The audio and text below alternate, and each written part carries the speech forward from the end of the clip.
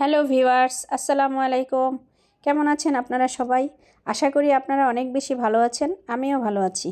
তো এসএস কিচেনে আমি চলে আসলাম আরও একটি নতুন রেসিপি নিয়ে। তো এসএস কিচেনে আমি আজকে মোরগ পোলাও রান্না করব। মোরগ পোলাও রান্না করার জন্য প্রথমে মাংসগুলোকে আমি লবণ হলুদ মাখিয়ে ভেজে নিয়েছি এবং পেঁয়াজ বেরেস্তা করে নিয়েছি। তো বেরেস্তা করা তেলের মধ্যেই আমি এখন মুরগিটাকে বসিয়ে দিব।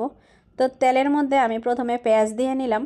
পেঁয়াজগুলোকে আমি কিছুক্ষণ ভেজে নেড়ে চেড়ে তার মধ্যে মশলা দিব। এই তো আমার মুরগিগুলো সব ভেজে নিয়েছি। কালারটা কত সুন্দর দেখা যাচ্ছে দেখুন, একদম গোল্ডেন কালার। তো আমি এখন পেঁয়াজের মধ্যে আদা রসুন দিয়ে নিলাম।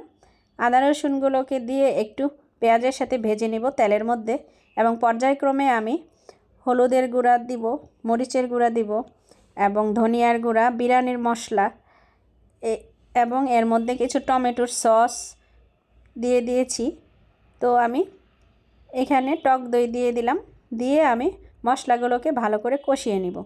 তো মোরগ পোলাওর মশলাটা সাধারণত একটু ঘন হতে হয়। তো আমি কিছু আস্ত গরম মশলা এবং তেজপাতা দিয়ে দিচ্ছি। যদিও আমি বিরিয়ানির মশলা দিয়েছি, তার মধ্যে প্রচুর গরম মশলা আছে, তারপরেও আমি কিছু আস্ত গরম মশলা দিয়ে দিলাম।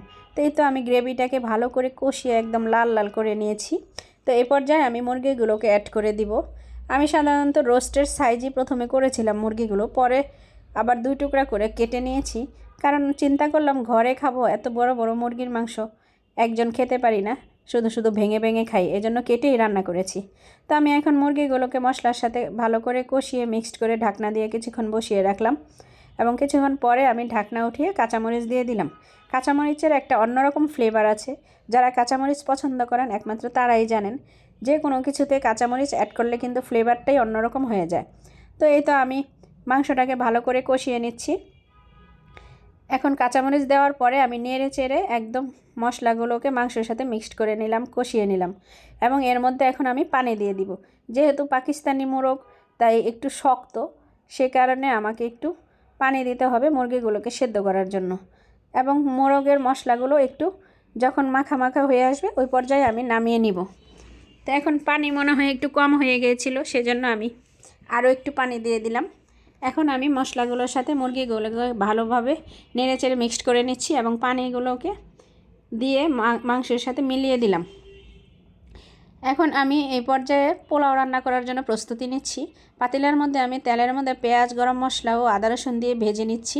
তো পোলাওর মধ্যে আমি খুব অল্প পরিমাণে গরম মশলা দিয়েছি, কারণ মাংসের মধ্যে অনেক গরম মশলা আছে, তাই পোলাওতে সামান্য গরম মশলা দিয়েছি।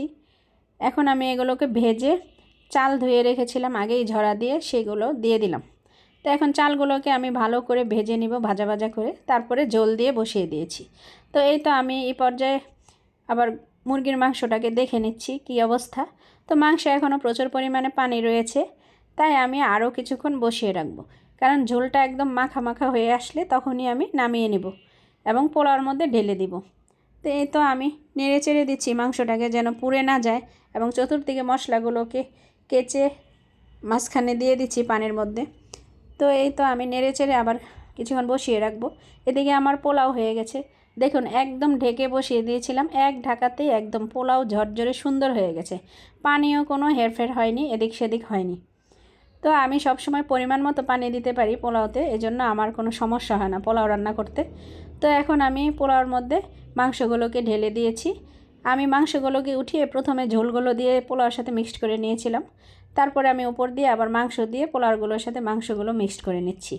তো দেখুন কি সুন্দর কালার হয়েছে আমার মোরগ পোলাওর। তো এই তো আমি নেড়ে চেড়ে ভালো করে মশলাগুলোর সাথে মিক্সড করে নিয়েছি। মোরগ পোলাওয়ের স্বাদটা অসাধারণ হয়েছিল। তো কথায় বলে না, যত্ন করে রান্নলেই সব কিছু মজা হয়। আসলেই আমি আজকে খুব যত্ন করে রান্না করেছি এবং খাবারটা খেতেও হেভি টেস্ট হয়েছিল। তো আমি এখন নেড়ে চেড়ে ভালো করে মিক্সড করে তার উপরে কিছু পেঁয়াজ বেরেস্তা করে রেখেছি, পেঁয়াজ বেরেস্তা দিব। যে কোনো খাবারেই মানে রিচ ফুডের মধ্যে ওপর দিয়ে পেঁয়াজ বেরেস্তা দিলে আমার খেতে ভালো লাগে। তাছাড়া ভাজাভাজি খাবারেও আমি প্রচুর পেঁয়াজ বেরেস্তা খাই। তো এখন আমি বেরেস্তাগুলোকে উপর দিয়ে দিয়ে দিব, এবং আমি ডিম সিদ্ধ করে রেখেছিলাম সেই ডিমগুলোকেও দিব। ডিমগুলো আমি আস্ত দিব না, একটু কেটে দিব, কারণ আমার বাসায় সাধারণত সেদ্ধ ডিম তেমন কেউ খেতে চায় না, তাই আমি হাফ করে কেটে দিব, এবং ডেকোরেশনেও অনেক সুন্দর দেখা যাবে। এই তো আমার মোরগ পোলাও রান্না কমপ্লিট। কেমন হয়েছে আমার মোরগ পোলাও রান্না? আপনারা আমাকে জানাবেন এবং ভালো লাগলে আমার মতো রান্না করে খেতে পারেন এবং কমেন্টস করে জানাতে ভুলবেন না কিন্তু।